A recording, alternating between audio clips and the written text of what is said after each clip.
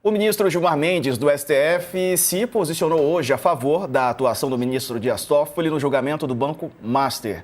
Gilmar disse em post no X que a trajetória pública de Toffoli é marcada pelo compromisso com a Constituição e com o funcionamento regular das instituições. Ele também citou que a atuação do colega no caso Master foi referendada pela Procuradoria-Geral da República, que reconheceu a regularidade da permanência de Toffoli. A preservação da independência judicial e o respeito às instâncias institucionais são condições indispensáveis para o diálogo republicano e para a confiança da sociedade nas instituições. O posicionamento de Gilmar Mendes segue o da presidente da Corte, Edson Fachin. Em nota, Fachin disse que Toffoli respeita o devido processo legal, que eventuais irregularidades serão examinadas e que o Supremo não vai se curvar a ameaças ou intimidações. Bom, Dani, hoje a OAB de São Paulo emitiu aí uma possibilidade de código de conduta, uma sugestão de texto, né? Mais ou menos nesse sentido aí para tentar, digamos assim, balizar o comportamento dos ministros. Eu tô rindo da minha própria cara aqui, que eu olhei no retorno, você tava aqui falando, eu já fiz lá. Gente, sabe por quê? É assim, a ginástica... Sakamoto, me ajuda. A ginástica para manter este assunto vivo, ela não está encontrando limites, né? Eu achei interessante. Eu até conversei com um dos nossos chefes aí mais cedo, porque veja o que diz o ministro Luiz Edson Fachin textualmente na entrevista que concedeu ao jornal Estado de São Paulo. O ministro é questionado sobre a filha dele, o código de conduta. Não. Isso a gente já tinha revelado aqui. Verdade. Isso a gente tinha revelado aqui, foi inclusive numa nota em resposta ao meu comentário que o ministro esclareceu que a filha dele tem inclusive um processo ativo no Supremo Tribunal Federal desde 2012, então são 14 anos de advocacia. A filha do ministro Luiz Edson Fachin, há 14 anos carrega um caso da Itaipu Binacional, remunerado, portanto, pela União, ou seja, dinheiro público, tramitando dentro do Supremo, um contrato de 14 anos, tá? Então, assim, hoje, para mim, mais importante...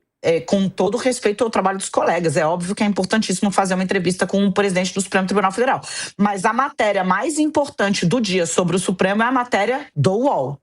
Uma matéria do UOL Prime, uma matéria, salvo engano, do Matheus Coutinho, com um segundo repórter. Me ajudem aí, meninos. Vou pegar aqui. Me ajudem aí quem é o segundo autor da reportagem do Matheus Coutinho, que mostra que são parentes. Fica todo mundo muito escandalizado. Aí a gente vem aqui fazer o serviço de contar os fatos e não fazer discurso, né? Os fatos como eles são, que o meu trabalho é contar os fatos como eles são.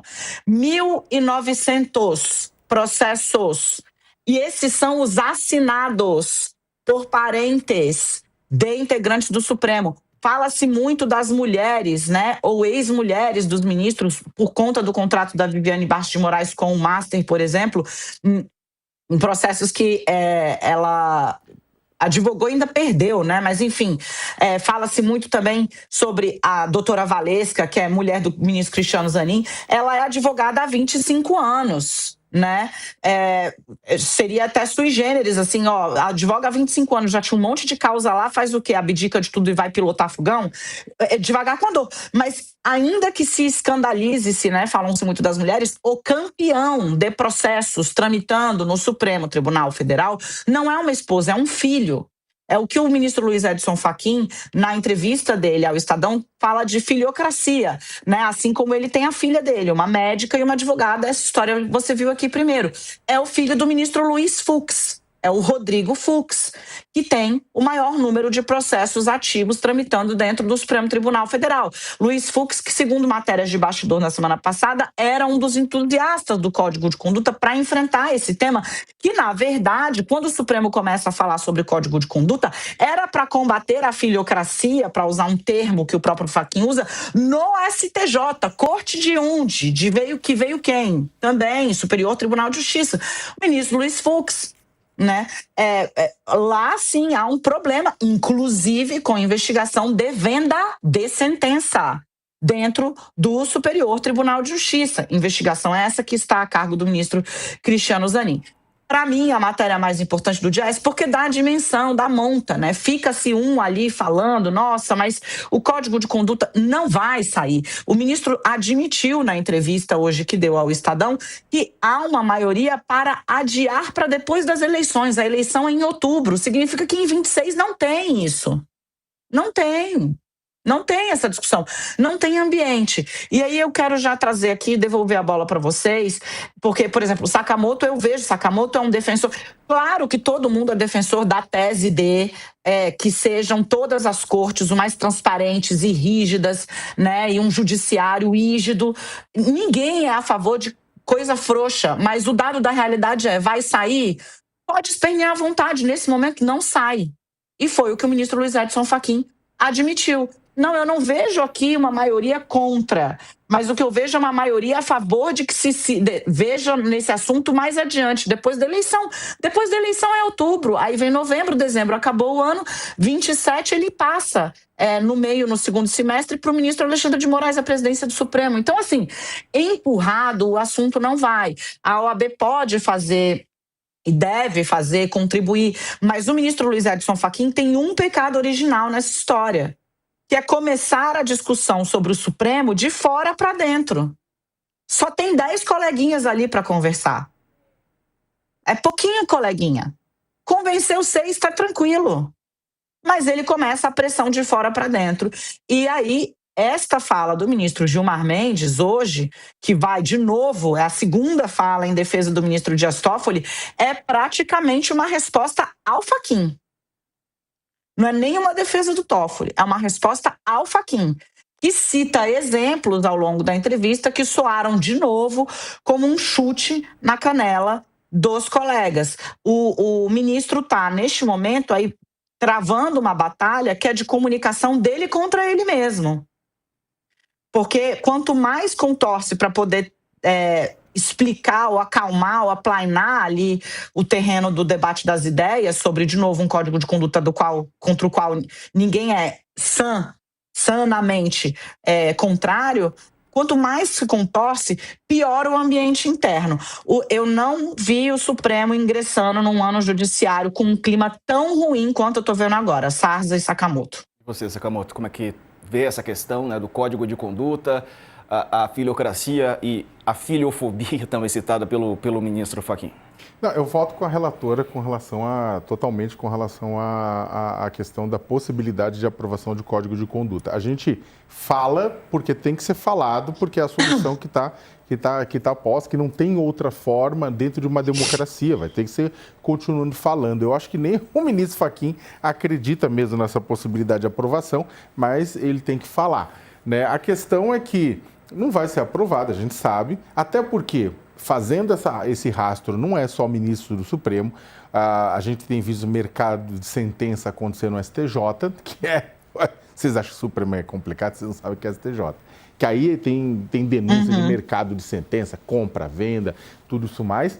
E aí você vai descendo para outros tribunais, até o pessoal da base, piora, né? A relação de promiscuidade entre determinados magistrados na base e o poder econômico local é tão conhecido, mas tão conhecido, que, por exemplo, isso está na base de uma das lutas mais antigas relacionadas à questão do combate ao trabalho escravo, que é tirar da justiça comum e jogar para a justiça federal os casos de trabalho escravo. Porque muitas vezes o juiz pesca com o dono da fazenda.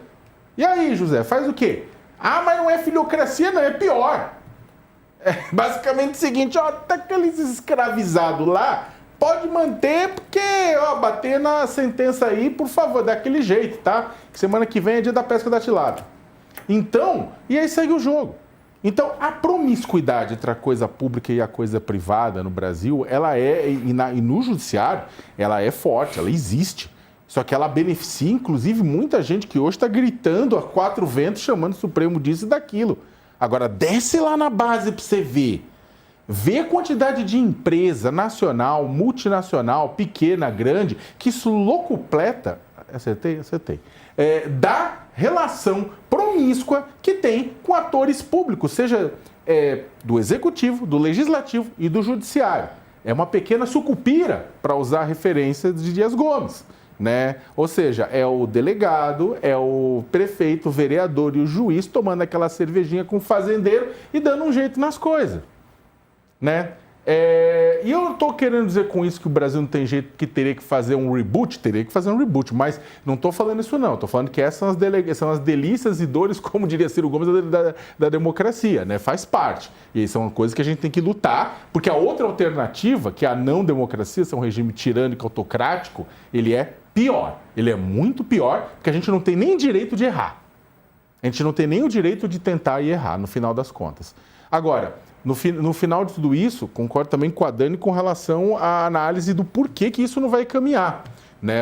No final, você tem, por exemplo, o ministro Gilmar Mendes é aliado de primeira hora e vice-versa do Dias Toffoli, e aí os dois vão se juntar, né? E na verdade, o próprio Alexandre de Moraes no meio também está acuado por conta das denúncias, das críticas, e se junta. Você tem um outro grupo lá dentro que não quer se meter nisso, quer ficar fora. Você tem um outro grupo que topa, na verdade, assinar, mas o que tudo indica não está sendo maioria. E mesmo se fosse maioria, o problema é o day after.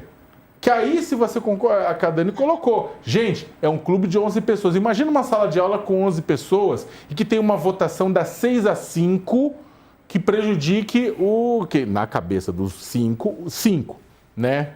No dia seguinte, e pelos meses e anos que se seguem, vai ser o caos, o inferno, né? Então, é isso que está tentando trabalhar, discutir, analisar. Por conta disso não tem que fazer? Não, tem que fazer. Tem que ter pressão popular, sim. Tem que ser debate aí sim, veio de fora para dentro, para pressionar por medidas a serem tomadas. Porque o sistema não se regula por conta própria muitas vezes. Precisa de pressão, é que nem feijão, só fica bom com pressão, né? Então, é isso que vamos ter que ver nos próximos anos. Só que solução simples, infelizmente, não vamos ter.